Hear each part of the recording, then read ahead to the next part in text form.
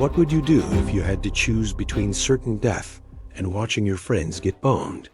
One pilot made that impossible choice, and what happened next defies belief. December 13th, 1943. The skies above Assam, India. Second Lieutenant Philip Adair scrambles into his beloved Lulu-Belle after receiving urgent orders. He initially sees what appears to be 4 enemy aircraft and closes in for engagement. This marks the beginning of an extraordinary battle where Adair will confront impossible odds. Drawing nearer, Adair discovers the terrifying truth. It's not 4 planes, it's 4 formations of 6 bombers each, protected by fighter escorts above and below. His fellow P-40s from the Burma Banshees are still lifting off, but waiting isn't an option. More than 60 Japanese aircraft are racing directly toward his airbase and the American installations there, including field hospitals. A solo warrior against such numbers equals almost guaranteed death. But instead of retreating, he shoves that fear aside, slams Lulubelle's throttle forward, and charges headlong into the enemy swarm. Here's part of Adair's own voice recording describing that day. I radioed control and said, "Listen, they're about to drop their payload any second, and I'm not sure I can accomplish anything. I'm going to give everything I've got to disrupt their bombing run."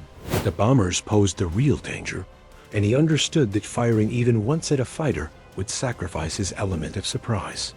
For any hope of success, the bombers had to be his primary targets.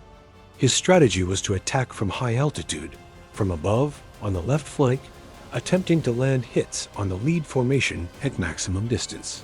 I opened fire from pretty far out because all I could accomplish was send enough tracer rounds across their nose to create some chaos. And I noticed as soon as I began firing, they got rattled because the bombers started bouncing around, and I ignored the fighters completely at that moment. Before he could process what was happening, he found himself behind the rear formation, targeting the trailing bomber's left engine. He observed strikes on the engine and what appeared to be flames erupting from the bomber. But his speed was so extreme, he couldn't confirm the damage. Now the Zeros were preparing their counterattack, but Adair had a getaway plan ready. He jams the control stick completely forward into the left corner, executing a -G outside roll combined with a screaming dive.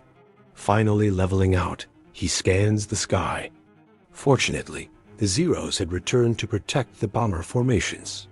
Though his assault shook the bomber crews, they finished their mission and dropped their bombs.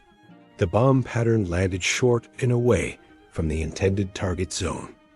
Adair mentioned afterward that while some believed his attack caused the Japanese bombing inaccuracy, he questioned whether he truly made such a difference. Now he faced another decision. Should he return to base? He'd survived insurmountable odds and escaped with his life, but something wouldn't let him leave.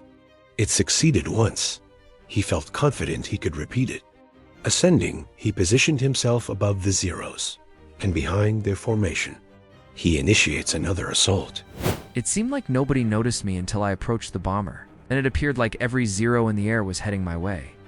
And I realized, well, there's absolutely no chance I'm reaching the bombers again. I'll just attempt to eliminate a fighter or two. So I selected the highest one and attempted a shot at him. But he detected my presence. In the moment I entered range, he executed a sharp maneuver and vanished from my range, from my view instantly. So I simply chose the next target. He was slightly less cautious, so he delayed until I closed in fairly near, and he'd barely begun his turn when I started firing at him. Immediately I noticed his left landing gear deploy, and it appeared his engine was ablaze, and he entered a downward spiral. So I banked to the side to escape that area and observed him. Dawn, and he plummeted into the jungle not far from there. I gained altitude once more and thought, well, what the hell? I should take another run at the bombers. What a reckless fool. So here, I charge against the bombers once more. And before reaching range, Zeros appeared from the left, Zeros from the right. Said, well, I'd better execute my escape maneuver because I'm not getting a shot at anyone. As I inverted, I could glance down and spot a Zero climbing straight toward me. And instantly I understood I was in serious trouble because he had a perfect intercept on my trajectory. I couldn't evade. Then wham, wham, wham. It sounded like rocks hitting metal. Adair discovers that full forward stick doesn't appear to be moving him out of the firing line. He seizes the trim control and rotates it to full nose-down configuration, gaining just slightly more downward angle.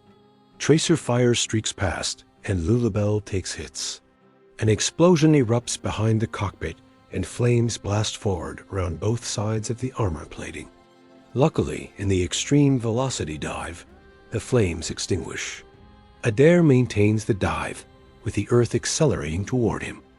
As late as humanly possible, he attempts to recover. Something's wrong. The jungle approaches rapidly. It appears with the trim in full forward configuration. The control cable's been severed, and bringing the aircraft level requires enormous effort. He jerks back the throttle with both hands gripping the stick, the jungle hurtling closer. He's ultimately able to raise the nose skyward.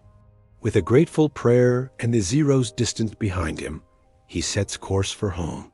But it rapidly becomes clear that his problems aren't over.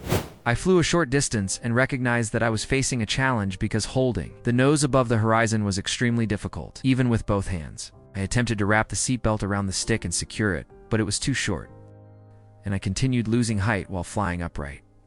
And around this moment, I spot another aircraft traveling in the reverse direction from me, and he's roughly a quarter mile to my left. I couldn't identify what it was until it approached close enough, and it was a Zero. And he was trailing smoke heavily and appeared to be descending and must have been one of the aircraft I struck earlier. So I watched him, and I'm certain he was watching me. I passed him on the right, and he continued onward. And I thought, oh, what the hell? So I whipped it around and dove, screaming at his tail, achieved a perfect aim on him, pressed the trigger, and all I could hear was the pneumatic mechanism reloading the gun, and there was no ammunition remaining. So I rocketed past him, and he simply rolled over and began firing at me. But he missed me, and I escaped from there and continued back. Escaping from the Zero, Adair recognized that he was approximately 100 miles from base. The aircraft kept pulling downward, so he radioed control with his coordinates. He informed them he was preparing to eject because he couldn't prevent the plane from hitting the jungle. He continued coaxing the plane along, as every 100 yards in the jungle could mean 2 days of walking. He later recalled. And then I had an idea. I'll simply invert it and see what occurs. So I rolled over upside down, and it performed reasonably well briefly. But when it ascended, I gained substantial altitude. Then the engine began failing again, so I flip it back upright. The engine recovers and begins running smoothly. He lost track of how many times he repeated this identical maneuver, but ultimately he reached his airbase. On final approach and inverted, he deployed the landing gear. Flipping the aircraft over at the final second, Lulubelle's white-edged wheels touched the runway, and she landed safely. It was Adair's 44th mission. He later stated, For me, mission number 44 was my most thrilling. I don't believe I could endure that level of excitement again. But afterward, I was certain that number 44 was my fortunate number. It was also the number displayed on Lulubelle's fuselage. Lieutenant Adair, who engaged 64 Japanese aircraft, was awarded the Silver Star for this action. So what would you do facing certain death versus watching your friends get bombed? Philip Adair showed us you charge forward, you fight with everything you have, and you never give up. In his memoirs, Lieutenant Adair said, The original engine went till the squadron commander made me pull it after the max overtime at 440 hours. And it was still better than the rebuilt one I got to replace it. Between Lulubelle and 2, we made 113 combat missions before converting to P-47s, and the old Warhawk never failed to bring me back. Credit for the mission was 1 Zero destroyed, and 1 Zero, and 1 bomber probably destroyed. Gun camera film, which had to be sent to Calcutta for processing, was of poor quality because of prolonged exposure to heat and moisture. It did, however, show fire streaming out behind the left engine on the bomber, and from the engine of the Zero claimed as a probable. I was awarded the Silver Star for this effort. If you haven't already, please subscribe to our channel to honor more heroes like Philip Adair, and watch our other videos to discover more incredible stories of courage. Thank you.